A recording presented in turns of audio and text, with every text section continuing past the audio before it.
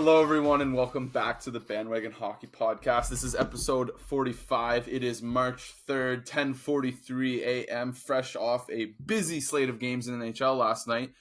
But I'm not sure how much we're going to get to talking about the games today because we've had a lot of news, trade or signing or otherwise this week that I think we would prefer to get to because it is that time of year where games kind of fall on the back burner and all we want to talk about is player movement and transactions. But before we get to any of that, Ryan, how are you? I am doing quite well. It is trade season, and it is my favorite time of the NHL calendar. So 5 days away from the trade deadline or so here. It's ramping up, getting exciting. How are you doing? I'm good. I still wish the trade deadline was this past Friday, though. It just feels so late, man. Like, teams have played 63 games already. I wonder if any have played 64. No, Tampa's played 63, and no one else has played more than that. And, like, that just feels like so little time left in the year. So, like, realistically, I don't know how many games Tampa plays this week. I'm not going to check. But let's say they play 2 games this week. Like, they get to 65 games. You have 17 games with your deadline acquisition.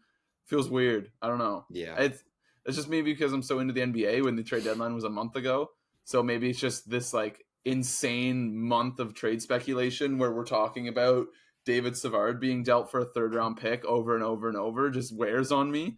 But I just wish it was 1 week earlier. But that's kind of just my own little issue that I can deal with and shut up about, even though I've kind of harped on it. Where do we want to go first? We had a couple trades. One of them was funny. One of them was awesome. We had a massive signing. I think we should probably just start there. Yeah. Okay. Elias Pettersson signs 8-year extension with the Vancouver Canucks at an $11.6 million average annual value for a total of $92.8 million over the course of those 8 years. And I didn't look at like the salary structure and signing bonus and all that. I saw like a very quick breakdown. It looked like they had one peak year of salary and most of the other years were majority signing bonus. And it looked like the one peak year of salary was the potential lockout year coming up in 2026-27, which is kind of weird. But anyway, because usually when there's a projected lockout or potential for a lockout or a CBA ending or whatnot, players want the salary for that year in a signing bonus so that they get it no matter what. But that's kind of the boring stuff. I don't know why I got into that just now, but and like, what was your initial reaction, Ryan? I have my opinion. I think that we share the same opinion, but I'm curious to hear because we didn't talk about this. I intentionally didn't bring it up over text because I wanted this conversation to be fresh on the pod. Yeah, so the information came in 2 waves, and both of them shocked me, I think. Just based on everything we'd been hearing, I was kind of thinking it may be like more of a midterm deal when it was all said and done. That's just kind of how my mind was thinking it was going to get done, like a 4 or 5 year deal. Mm-hmm. But at first we heard 8 year deal, and I was like, whoa, okay, this is going to be a big contract for Pettersson. And it is, but at 11.6 times 8, it feels like a pretty good value for the Canucks. Like I was easily expecting Pettersson to get 12 plus on an 8 year deal. Oh, Sure. me too. I was very surprised at this price tag. Mm-hmm. They signed their 25-year-old franchise centerman, like top 5 centerman in the NHL, who again is 25 years old and only had 1 year left of team control, to what it costs to sign an elite winger in free agency. Yeah, well, it's essentially this.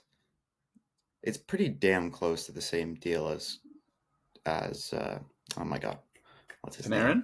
No, Toronto. Just Nylander. got Nylander. Oh my Yeah, god, he yeah, got I he was got about $100,000 more per year than Nylander. yeah, that's And crazy. Panarin got, I think, like $40,000 more a year. I think it's some weird silly number, but it's like I think it's But that was 11.64. yeah, and that one was also like what 4 or 5 years ago at this point. Yeah, and it's just kind of crazy. Like I'm actually almost shocked that like I fully thought that Elias Pettersson was going to be the second highest paid player in the NHL next year. Yeah, like if you would have guessed, or if you would have asked me to say closer to 12 or closer to 13. I would have said closer to 13 On an for 8-year sure. deal, absolutely. Yeah. But I also thought it was going to be a 5-year deal or a 4-year deal Yeah. because I That thought too. he was going to hit free agency again. Hmm. I think it's a slam dunk home run for Vancouver.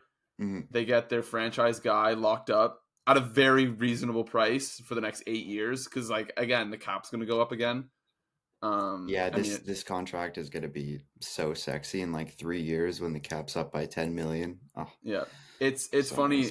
I remember, I think it was when McDavid signed his $100 million contract, and everyone was kind of looking to see who the next one was going to be, like who the next like top paid player or like who's going to surpass Hmm. that contract number, and everyone kind of pointed at Elias Pettersson, and then that would have been like 5 or 6 years ago at this point. Um, and by now he's played through like his ELC because I think that was during his rookie of the year season. So he put up like monster points in his rookie season, and so everyone was like, okay, this is the next guy to get that big ass contract Hmm. as a centerman. And then we've had Matthews come through and get big money. We've had McKinnon come through and get big money. And it kind of felt like Elias Pettersson was going to do the same. And he did, obviously. He's going to be like the 6th or 7th highest paid player this year. But it definitely feels like he left some money on the table. And it's kind of wild. Like in the span of a week, we had trade rumors to the Carolina Hurricanes, which actually So we haven't talked about on this podcast yet. yeah, We can get to that. that was literally where I wanted to go next. I wanted to say, so did the Canucks negotiating tactic work, or I think it probably did. I think I I think think it did too. So actually, we had this debate, and I'd like to get into this now. We were talking about whether or not we think that a Pettersson trade would have happened in season, despite them being like in pole position in the standings and him putting Hmm. up like 100-point pace and whatnot. I don't think that they go to Pettersson and pressure him into like making a decision if they aren't willing to trade him now. Otherwise, they would have just done it in the offseason, I think. Right. I don't know if they ever went to him though. Like, did the report say that much? I thought that Elliot Friedman very much implied that Vancouver had a deal that they liked from Carolina, and they went to Pettersson and said, "You need to make a decision now." Because I thought I also read that Carolina hadn't had permission to talk with him yet, which makes you think it wasn't quite there yet. But Okay, yeah. Um, but I don't know. well, maybe that would have been the next step. Yeah, maybe. So if Pettersson goes to Vancouver and says, Maybe I Vancouver just like yeah, just leveraged it being like, "Hey, so these well, guys are knocking on the door for you." so I don't think that Carolina gets the chance to talk to Pettersson until Pettersson tells Vancouver that he's still not ready to sign, because Yeah. Vancouver, like realistically, like you can't afford, like obviously where you are in the standings is great, but you can't really afford to go into the offseason with the potential of him signing like a 1-year deal or whatever. I mean, you can, and that's probably the play given where they are Mhm. in the standings and the fact that they have a legitimate chance to go really deep in the playoffs this year. Um, but my interpretation of Elliot Friedman's reports that Vancouver was in trade talks, like actively discussing Elias Pettersson with the Yeah. Carolina Hurricanes, and then they went to Pettersson and said, "We need you to decide now if you'd like to sign or not." That That makes inclines me to sense too. believe that Vancouver was willing to do this thing in season, um, because like Yeah. as complicated of a trade as it would have been, like it's not like Pettersson makes crazy money right now. I think he's at 7.3, and um like you're getting roster players back from Carolina, so that That's what I salary was yeah, balances out. that's what I was gonna say next is that makes you think that there was a pretty hefty Oh yeah, offer on the yeah. table too. I think I was looking at it just because I was so curious, and I Mhm. pray that we someday find out what this trade offer was. And Mhm. if we ever did, it would probably be after like Pettersson's retired and neither GM is still in the NHL, kind of thing. Um, but like Martin Hs 100% is a part of that trade package. I think Oh Kotkaniemi yeah. is a part of that trade package because of how long his contract is, and his money combined with Natchis's makes it perfect. Gotta think there's at least a first round pick or two in there, and then Mhm. like Carolina's Maybe yeah. Carolina's prospect system is crazy too.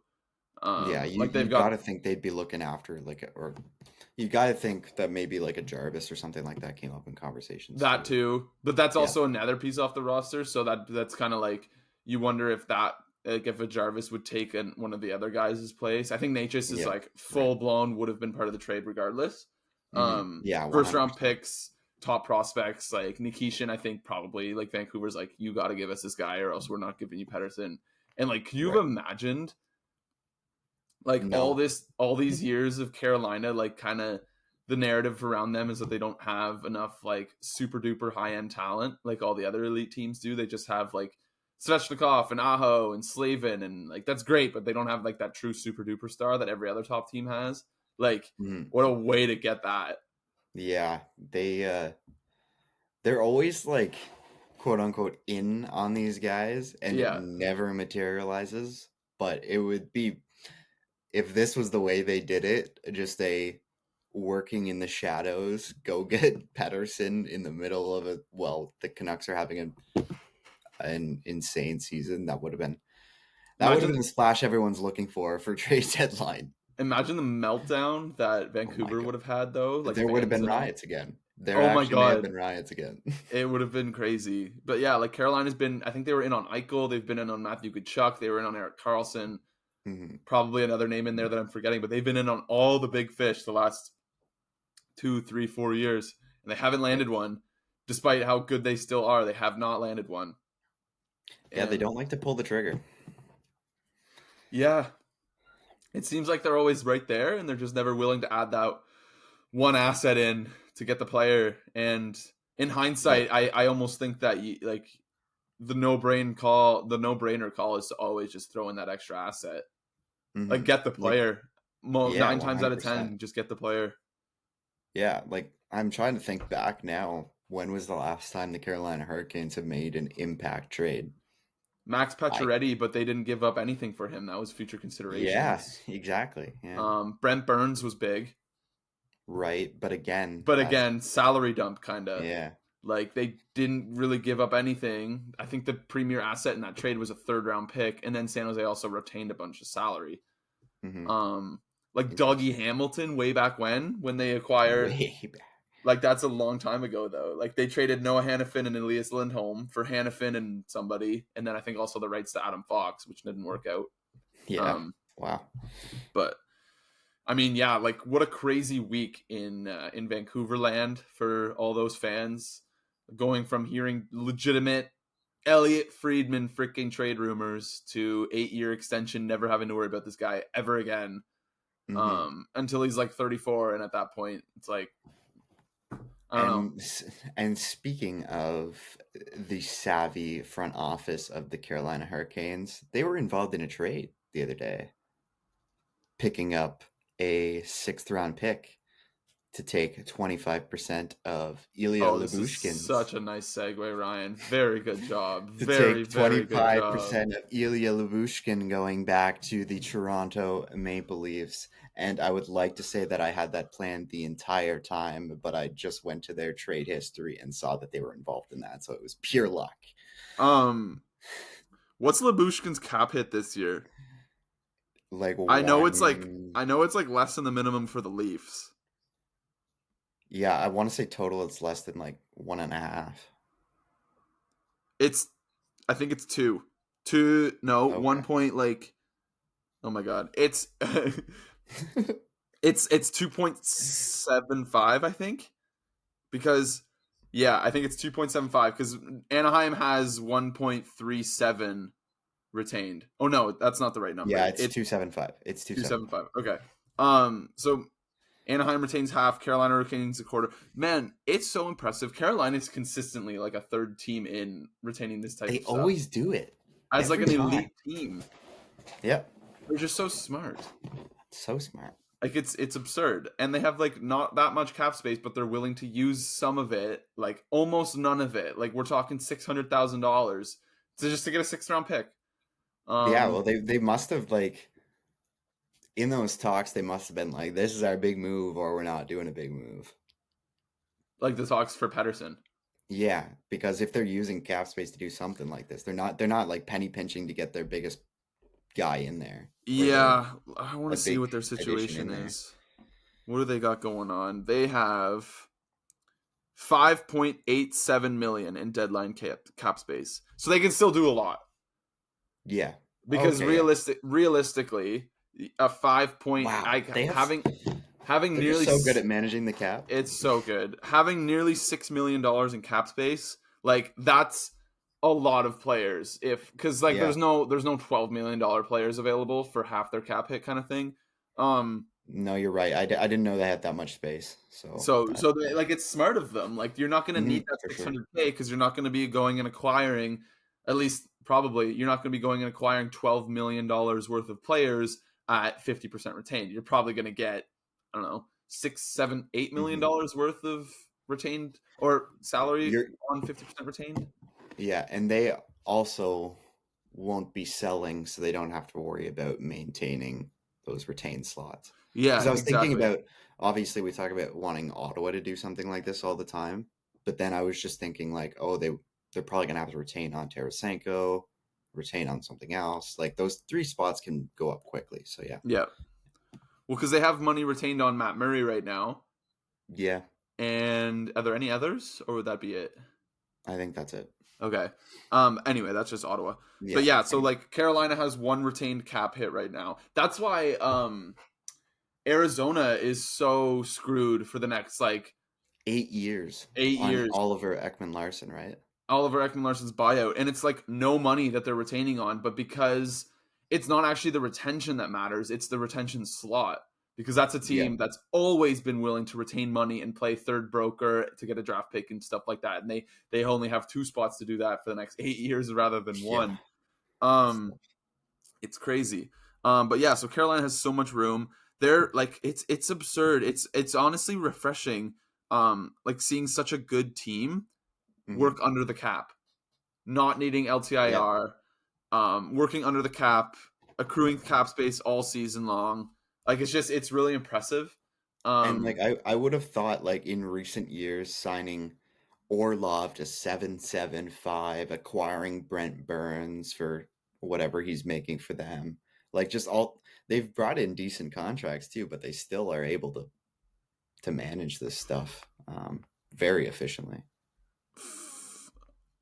Carolina has all of their draft picks too, besides their 2025 fifth and their 2026 third. They have Um, extra picks this year too. How did that yeah, happen? they have Philly's second from the Tony DeAngelo trade. Oh my God, that's hilarious. And they also have an extra sixth from Carolina or from Toronto. I'm not sure what Oh that's yeah, they from. just got that. Yeah. No, they Oh just right, got that. yeah, yeah, we just talked about that. But All no, right, okay, so Lyubushkin to over to Toronto. the Toronto Arizona stuff, or not Arizona, Anaheim. I don't know. I thought it was funny. Tanev gets traded for a second round pick. We'll get to that in a moment. And Toronto immediately transitions to a, let's just say he's not an analytical darling. I think maybe too much has been made of that though, because he did play in Yeah, Anaheim, for and like sure. Simone Benoit has been a revelation for the Leafs this year after having legitimately the worst Mhm. numbers for a defenseman last year in Anaheim. From from all accounts too, like Lyubushkin's last go around in Toronto was fairly like he wasn't anything special, but he was what he's supposed to be. I think people said he had So a bad playoff run, but okay, like that's a small sample. Apparently, yeah, he wasn't but good playing with I've Morgan Riley, but yeah, okay, but I have okay, maybe we're seeing just opposite opinions then because I've seen some Leafs fans like very okay that he's back. no, but like I just meant like specifically those two things. Like he didn't have a great like second round, I think, against Florida, but like who did? And Right. then and then or no, they didn't have him last year, did they? Maybe it was a bad first round against Tampa. I don't know. He had a bad round when they were eliminated one year. I think it was maybe 2 years ago. Anyway, yeah, because I think he was with Buffalo last year. I don't know. And then apparently he didn't mesh well with Morgan Riley, which is whatever. Like you're not getting that guy to do that. You don't need him to be hmm your right, like your number one right-handed defenseman. Um, Right. the thing I found funny though was like Toronto just being so unwilling to part with draft capital for Chris Tanev, and like not willing to trade their prospects and whatnot because they don't have any seconds, they don't have a first next year, they don't have any draft picks, but they're willing hmm to go and give up like a third rounder for like kind of just a guy, and like that's kind of the price, I guess. It's just surprising to see them go from like being kind of in on Chris Tanev, like a finalist you'd think, to Ilya Lyubushkin. Like it just feels so underwhelming. Yeah, I think the other aspect of this trade too is they did throw in the second pick to get him 75% retained for a reason. Like Right. there is going to be another move here, I believe. So maybe they're like maybe Lyubushkin and some other depth guy for three middling picks is better than I don't know. I don't necessarily think this is true, but this might be their thought process. Go get two kind of depth guys as opposed to They have paying a premium price for the main guy. they have $144,000 in deadline cap space right now. Like, what are they gonna do? I don't know, but everyone's assuming they're doing something more. So Oh, that's with 13 forwards, 7 defensemen, and 3 goalies on the roster. gotcha. That's it. So 3 players are going to be sent down at some point Mhm. to bring that number up to probably like close to 3 million. Yeah. So then they can work with that. Okay, makes sense. I don't know. It was still very funny optically to see Oh, I agree. Chris Tanev, like far and away the top right-handed defenseman on the market, go for a second and a conditional third and like a sixth or something for the retention from whatever the third team Mhm. was. We should probably find that out. And then Carolina. Carolina was in on Tanev. Oh, not 10. Oh, okay, sorry. I thought we were still talking about Um, Lyubushkin. and then seeing Toronto go and throw a third round pick for like it's almost it just kind of felt like here, take this pick. We need the next guy that we see.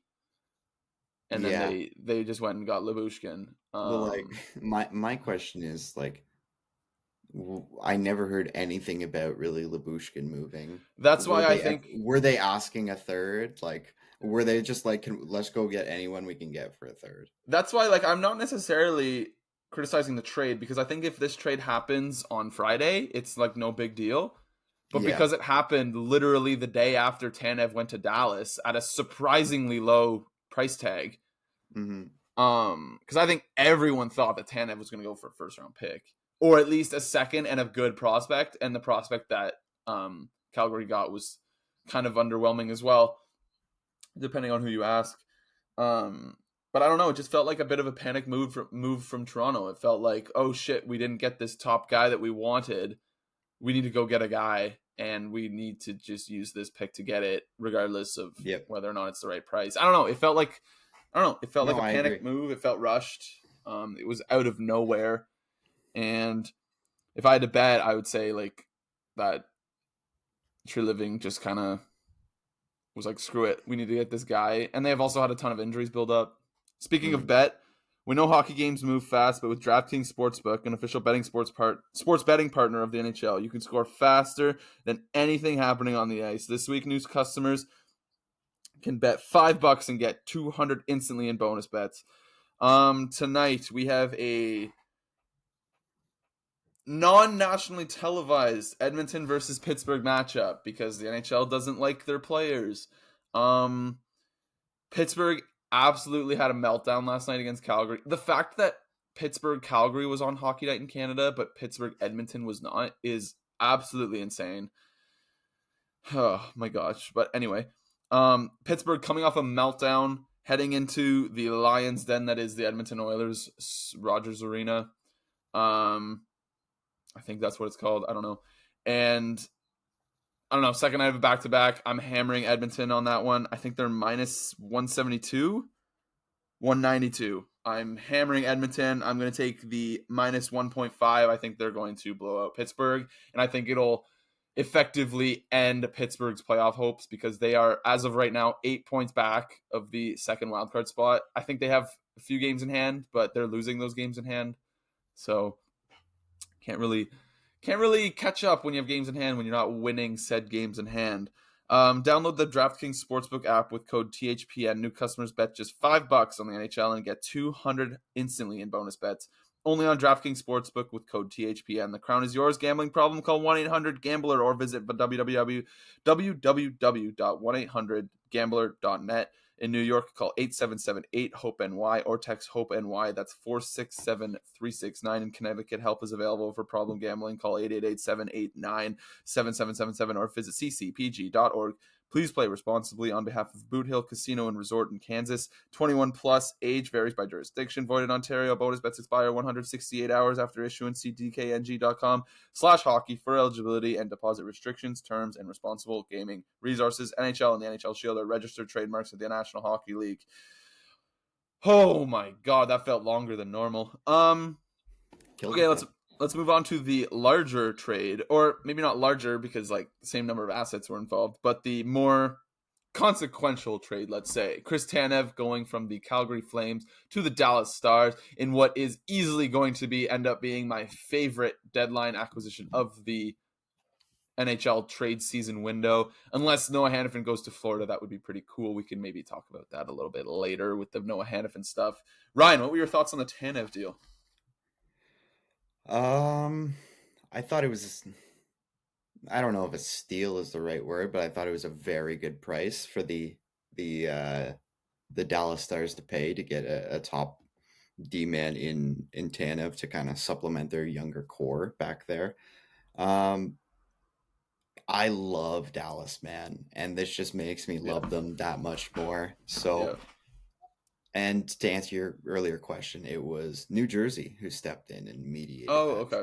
Or kind of was the third team in there. So, the second round pick, and I don't know much about the prospect, but it sounds like he's more of like a defensive kind of project guy. But the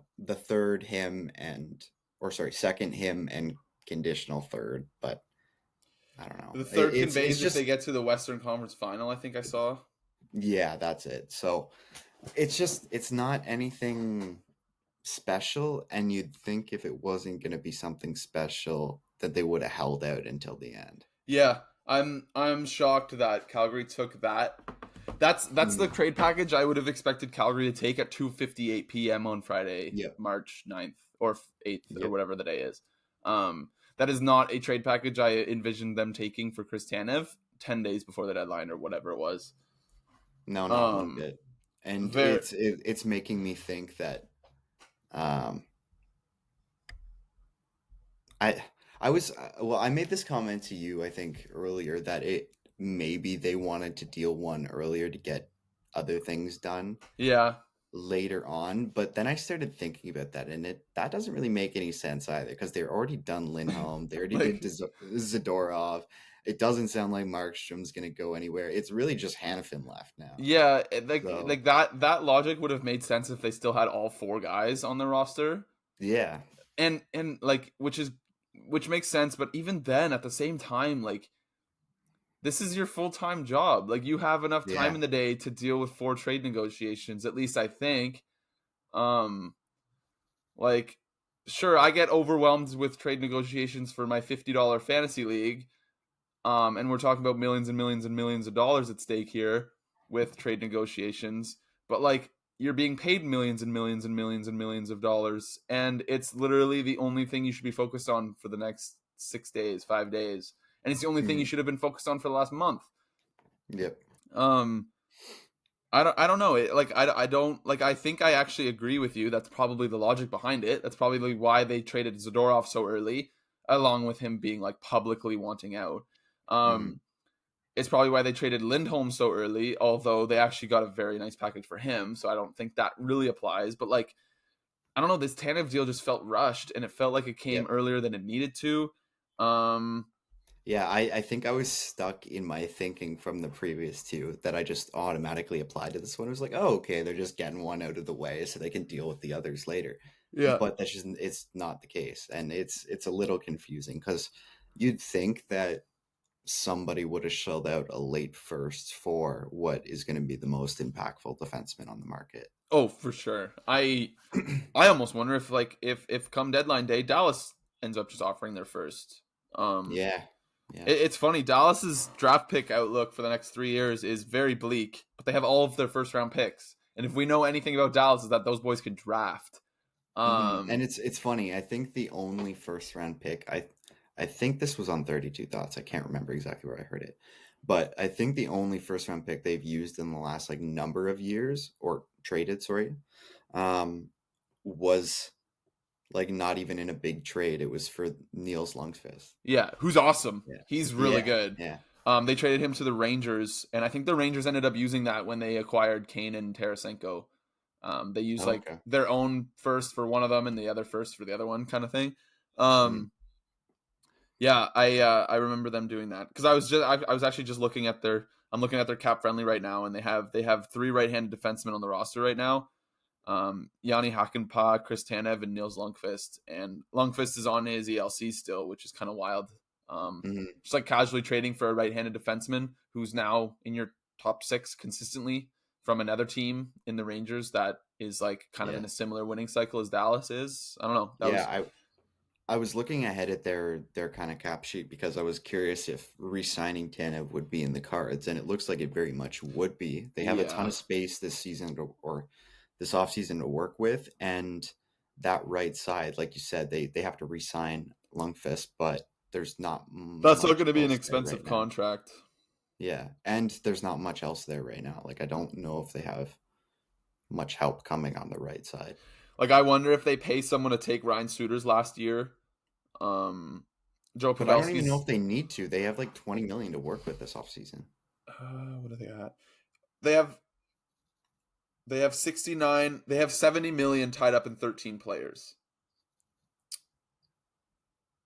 So it's not as spick and span as I think I maybe thought, but like they're so good and all of their important players that signed at such like that number is so high with the roster. Like you'd think like with 70 million tied up, like you'd think you'd have like 16 or 17 players signed, unless Mm. I'm maybe just so wrong on that. But like all of Dallas's important players are signed. Yeah, yeah, like Like the guys that they need to use that 20, 18, 17 million dollars in cap space to sign are going to be Joe Pavelski, who's going to sign for like 2 million. Matt Duchene, who may just end up walking and being replaced by Mr. Logan Stankoven, who scored 3 goals in his first 4 games. Or Maverick Bork, who's leading the AHL in scoring. Craig Smith, who's making $1 million this year, who cares? Wyatt Johnston's still in his ELC next year. And then they're going to have to sign Chris Tanev, which is probably going to be between 4 and 5 million. And in Dallas could even be less because it's state tax free.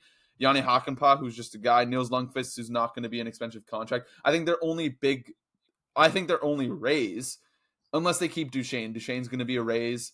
But I honestly think that he just leaves. Actually, no, because he's going to be getting his buyout money still, so he can use the same logic in taking less from Dallas and kind of getting the same money. yeah, is Um, he still how long was his buyout? But yeah, like I think it was regardless. long. I think he had like I think it's like 4 or 5 years. No, it'd be even number. I'm not sure. Maybe can you check? Yeah. Just because I'm looking at their cap friendly right now, and I was going through it. Like Thomas Harley's going to get a big contract. You'd think, unless they go bridge, like they've showed a tendency to go bridge to like keep guys because bridge contracts make guys keep cheaper. Um, Hmm. Ottawa Senators take notes. Like Thomas Harley, maybe at like so Jake Ottinger, he's up next year. He signed 3 times for it. Like that sounds like a contract that they'd give to like Thomas Harley. Yeah. I don't know. It'd be interesting, but like they're only 2 guys that I see getting legitimate, impactful raises are Tanev and Harley. Um, Yeah, Duchene's buyout goes to 28, 29. yeah. See, so he can justify taking cheaper money with good ass teams. Like, what if Duchesne just came Also, back for 3 million again? Like, he probably would. yeah. Also, there's one year. This I'm gonna go 2 side notes just looking at these buyouts. One year he's making almost 7 million just from the buyout alone in 25, 26. And the other buyout on their sheet is Kyle Turris. So that's just kind of funny from an Oh my Ottawa god, Senators from the same perspective. trade. Yeah. They were in the same trade. Yeah. That's funny. Oh my god, that's funny. How long is the tourist bio for? Do you have it in front of you? I need like through oh, where did it just go? Because that was a while ago. Yeah, no, it's they bought him out real early into a 6x6. It goes till 27, 28. That must have been like a buyout after the second year of that contract. It might have even been first year. Yeah, that's crazy. My God. Yeah. Oh, and then the other thing, Dallas. So then next year, like Ottinger's gonna get really expensive. Wyatt Johnston's gonna get expensive. Um, Essa Lindell's gonna need a new contract, but Jamie Benn's money comes off. Mm. $9.5 million. That probably goes down to like 4 if he stays. I don't know. They're just like, is there another team's situation that you take over Dallas's, regardless, anywhere in the league? It's hard to say. Like between key players locked up and people still coming to supplement the system and a clean cap sheet, I don't know. There's certainly not many better positions It's or top three many better easily, I'd teams. say. Yeah, for sure. Like, yeah, I don't know. Carolina's right there, but I like Mm. Dallas's roster more than Carolina's. Like Colorado's always enviable, but like they're gonna get so expensive next year when Rantanen's up. Yeah. Um, yeah, I don't know. It's so nice. It's very very. It looks really good. I want a Florida Dallas Stanley Cup final so badly. I think that would be Hmm. so much fun. Um, okay, speaking of Florida, let's wrap things up ish with Noah Hanifin. Unless I'm forgetting anything, Noah Hanifin. Elliot Friedman speaking on Hockey Night in Canada that Noah Hanifin's preferred trade destination is the Tampa Bay Lightning. And I had a little misunderstanding when Ryan texted me this because I was like, wait, they wouldn't be able to sign him. And then Ryan was like, yeah, but that means he still wants to go there. So it means he would sign there. And I was like, wait, does it mean that? Anyway, so Hanifin wants to be a Lightning. I am inclined to think that if that were to ever happen, Tampa would have to send out a significant roster player in return, a la Huberto and Uyghur for Kachuk type of deal. Um, I don't know, Ryan. What do you think about this? Like Tampa is already kind of loaded on the left side with Hmm. Sergachev and Hedman. They're kind of hamstrung by giving their more mid players 8-year contracts. Like Sorelli, you could probably safely say is a little bit overpaid as a sort of defensive middle six guy. Eric Chernak at 5.2 is probably a touch rich, and then Sergachev at 8.5, I would even argue, is a little bit rich. So it's catching up to them. Hmm. If they For can sure. use one of those, probably not Sergachev. If they could use one of those to get Hanifin, I think they would do that. It's more a matter of if Calgary would be interested in that. But what are your thoughts on Tampa being the perceived front runner for Hanifin? Yeah, it's interesting because the package is going to have to be very creative because Tampa doesn't have a lot of assets. Um, and two, I'm just a little confused why why it is his preferred location. Like, Yeah, why wouldn't you choose Florida Panthers over Tampa Bay Lightning? Why wouldn't you choose like just between the positional strength that Tampa Bay already has, like you mentioned on the left side there, yeah, and their cap sheet, and them on the downswing yeah. of whatever. Like it doesn't seem to make a ton of sense. I can understand wanting to go to like a tax free, nice, sunny beach location, but there's other places you can do that too. So Yeah. it feels a little weird. I like that's a sinking ship. Yeah. It's not a hot take to say that the Tampa Bay Lightning are a sinking ship. That's going to be that team. They might never be a disaster as long as Nikita Kucherov and Braden Point and Andre Vasilevsky, Hmm. although he's been kind of iffy this year. As long as those guys are breathing and still pumping. But like, oh my god, that's an Yeah. old And team. They have nothing coming. They've already and passed their peak. Like I don't like would you, like I wouldn't want to be in Tampa after the glory days. mhm. I don't know. Yeah, I if I'm a Tampa fan, do you even want them to do this too? Like depending on the package, I don't know. It just seems like putting more eggs in a sinking basket. Yeah, and I just don't know. Like if you're trading Sorelli for Hanifin, you probably then are able to sign Hanifin at very close to what Sorelli's contract is because Sorelli makes 6.25. You'd Hmm. have to think Hanifin in a tax-free state comes in under 7. You'd think. Who knows? Yeah, especially Um, if he like that's where he wants to go. Like yeah. you'd think he would make it work. Um, but like at that point, then who's your second line center is Nick Paul. Yeah. And then if I you don't know. don't trade Cirelli, you trade, let's say Calgary's interested in Chernak. Like who's then on your right side? Like you've got Hedman, Sergachev, Hanifin down the left side. Mhm. One of those guys plays the right side. I don't know. It hasn't worked in Ottawa. Maybe it could work in Tampa. Yeah. I don't know. It's interesting, and like not to mention they don't have any assets. Like they'd have to trade Isaac Howard, I guess, but he was like the 31st pick like 3 years ago, so I don't know how much value he has. It seems like the only thing that anyone ever has to say about that prospect is that he wore a cool suit on draft day. You don't really hear much about him. I think he impressed at the World Juniors, but like, Yeah. who I think he had doesn't? a good World Juniors. Yeah. But anyways, like another thing we were talking about too, like if Tampa does end up doing this, is that the nail in the coffin for Steven Stamkos? I think so. Yeah. I think he's out of there anyway.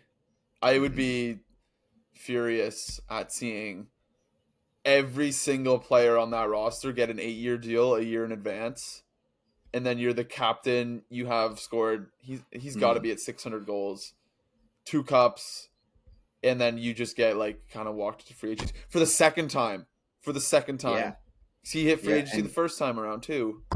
And Brisebois is like not budging one bit either. Every single time he's been asked about it, he's like, "We're gonna see in the off season.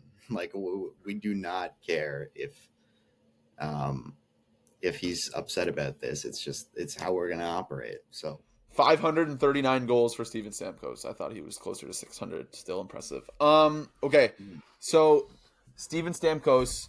I don't like this stat, but it's just I don't know. It's a good illustrator, I guess, for how he's been this year. The narrative around him is that he has been a power play merchant. I don't like using that word, but it's kind of what it is. Ryan, his plus minus this year is nearly twice as bad as his worst plus minus that he's ever had, which was in his rookie year. In his rookie year, he was minus 13. This year, he's minus 24. ooh, yikes. His only other year where he was a minus has been a -5, -4, and a -2. This is by far and away his worst year in terms of like, I don't know. Every model I see doesn't like him. And it kind of seems like he gets shelled at 5-on-5. Yeah. So like I don't If think Tampa's in the wrong necessarily from an objective point of view to not be willing to sign the guy. I agree. At this point in his career, for sure. Yeah, like Um, I think preseason, like I wouldn't be surprised if Stamkos was asking for like a 5x5 coming into the year, maybe not mhm, 5 years, but anyway, like a $5 million, like a still a respectable cap hit, but definitely a reduced one yeah. for an older player who's made his money. But at this point, like I almost wonder if Tampa even wants to keep him. Like they have a Mhm, captain, like Victor Hedman can just as easily wear that C. He's yeah. not a center anymore. They need that $8.5 million in cap space. They I are don't know. so cooked without Cooch being a Hart Trophy candidate. It's insane. Who's second Oof. on the team in points right now? It's got to be Braden Point, right? Are you looking at their point? Point, but it's a 40-point gap. Yeah, that's crazy.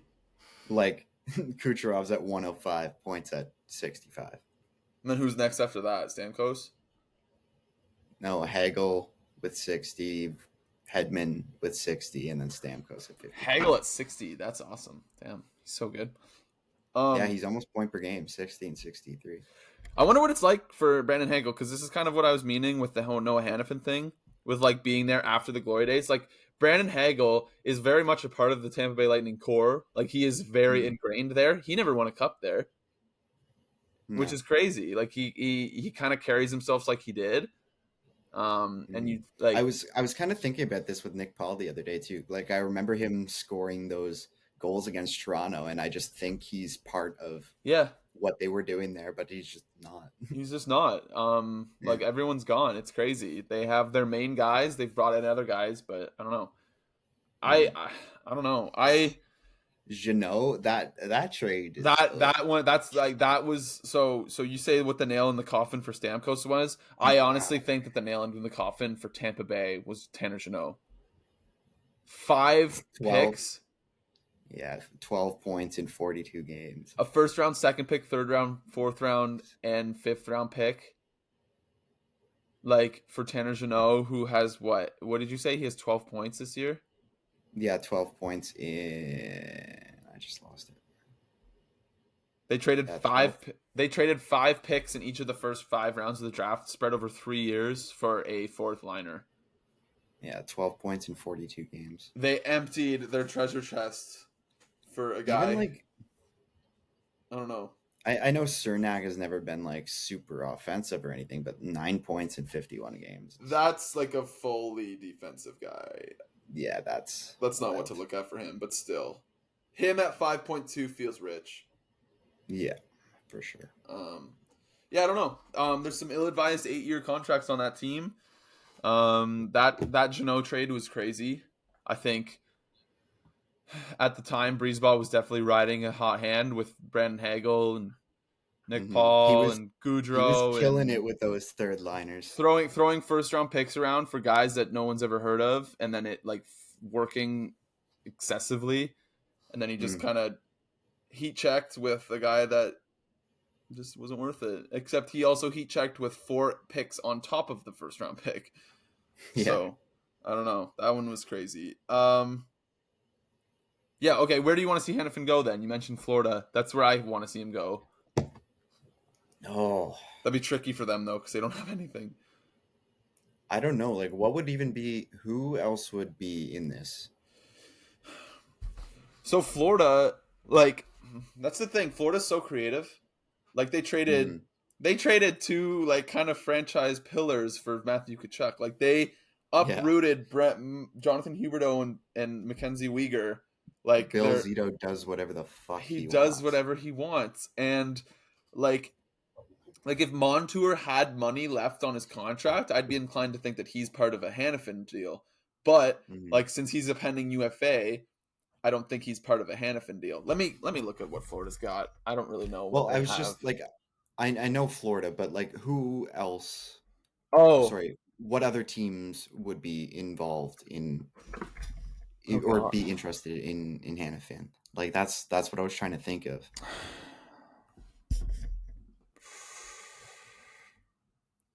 Like low key, if it's not Florida, low key, you're gonna hate this. I think Detroit should be in on him. Yeah, no, I agree for sure. I think Detroit should be in on him because like their top left-handed defenseman right now is the second that came out of your mouth, it makes sense to me. I think their top left-handed defenseman right now is Jake Wallman, which is great. Good for Jake Wallman. Yeah, you know. Ben Sherratt's their highest paid defenseman right now. He's their highest paid left-handed defenseman. Shane Gostisbehere also is a left-handed defenseman. Like that, like their left side right now is Hall's still in there somewhere too. Yeah, Hall's their third. Their D is weird. Like I don't really get how this team is so good. Their D is so bad. Like Sherratt, Gostisbehere, and Wallman is their left side. Like they actually, you know what? Ryan Hanifin is the guy for Detroit. Who else? God. No, I'm thinking about this too. Imagine Hanifin goes there, and then they move on from another guy and bring him Edvinsson. Then it's Then it's Seider, Hanifin, and Edvinsson as your start of your D-core. That immediately looks 10 times better. Yeah, and like Seider's on the right there, and then it like could be so good. Who else could be in on Hanifin? Like could Carolina? No, they had him before. He probably wouldn't want to go back.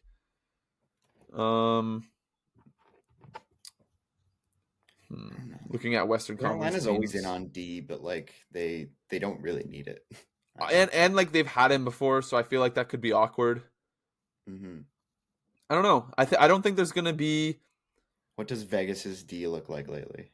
Oh, they just had Shea Theodore come back. I think they're fine. I think they need to go get a forward, right? Yeah, I think so too. But like I was just trying to think of like tax-free, nice location. Yeah. Vegas has 7 million, 6.8 million in cap space. They have, I don't know how, they have all of their draft picks except for their 4th round pick this year and their 7th round pick next year.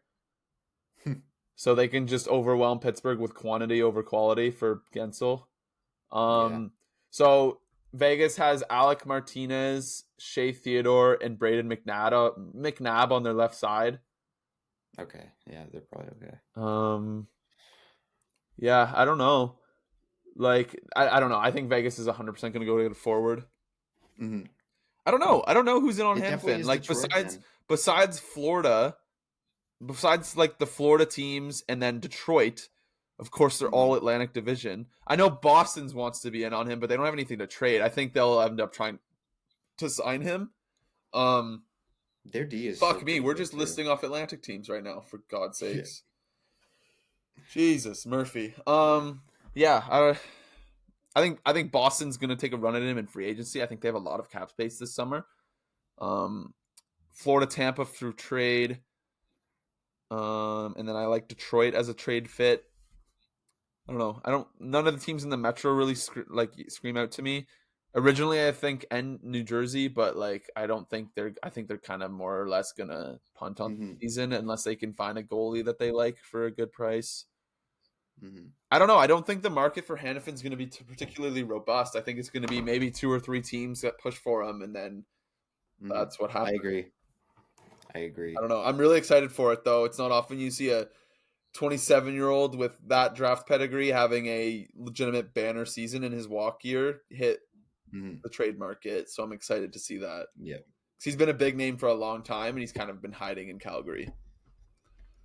All right. To wrap this up, how about we each throw out a name and a team for a move we think is going to happen for them. Oh my God, this was not prepped for. Okay, give me a back. Do you have one? I have one. Okay, you go first. Well, I have one that I want to see. Okay. I'm going to say Jake Guentzel goes to the Edmonton Oilers. How are you going to say Vegas, you shitbag? No, well, you No, I know. I thought you were going to be like, oh, I have one, and then just take mine. No. No, I want to see Jake Guentzel next to Connor McDavid, like right now. Yeah, that'd be pretty cool.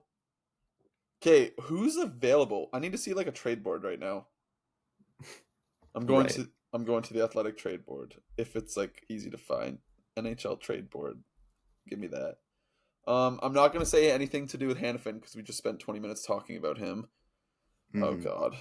I don't know what to look for. Tarasenko, where does he go? God. I just don't care. No, I know. But I was just trying to think of other names on the list. I know. Like Ottawa, like let's just spend a second on this then, I guess. Like Ottawa's going to get a 3rd round pick, and I'm just not going to care. Yeah. He's going to go cost the team $2.5 million against the Cap, maybe 1 point what? A small breaking news. Okay. Jonathan Quick re-signing 1-year extension with the Rangers. Oh, good for them. Minimum? Yeah. I assume so. Yeah. It was just Kevin Weeks. He's on minimum so I don't really know. He's on a minimum this year, so I would assume that that's probably the case. Oh my God. I'm like blanking on names right now. Who's out there? Like what defensemen are out there? Oh, here, ranking top candidates to be dealt before the trade deadline. Oh, you know what I kind of like low-key don't care about too is the Philly guys. Oh, right, yeah. Like Sean Walker and Nick Seeler, like those guys don't really move the needle for me, but those are your classic like just bottom 4 defensemen who get moved at the deadline for like a 1st round pick. Yeah. Oh, Henry. give me frig me. Buchnevich, Mantha, Vetrano. Give me Alexander Carrier to somewhere cool.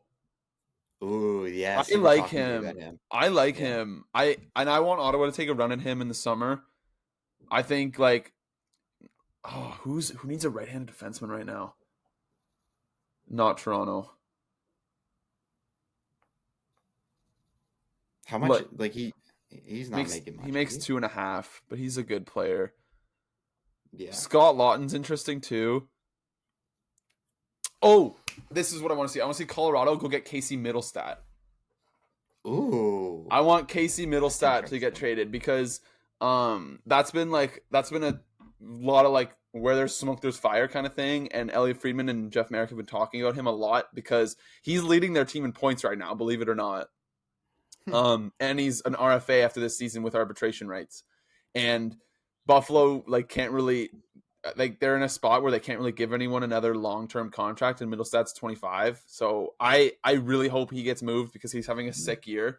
And Colorado, they don't necessarily have the assets. Actually, they probably, I don't know what they have in terms of picks, but they'd be able to fit him because he's so cheap. I think he's under 2 million, and he's got 45 points this year. And he can be their second line center. I don't know. I think that'd be cool. I want to see Colorado get a center. That's what I'd like to see. All right. I love it. All right, let's wrap. Hit that outro. Alrighty. Yeah, give me Casey Middlestad to the Colorado Avalanche. I don't know, man. The names just don't do it for me. And if Hanifin goes early, I'm gonna have a hard time on deadline day. Yeah, it's always uneventful. Oh, Gensel too.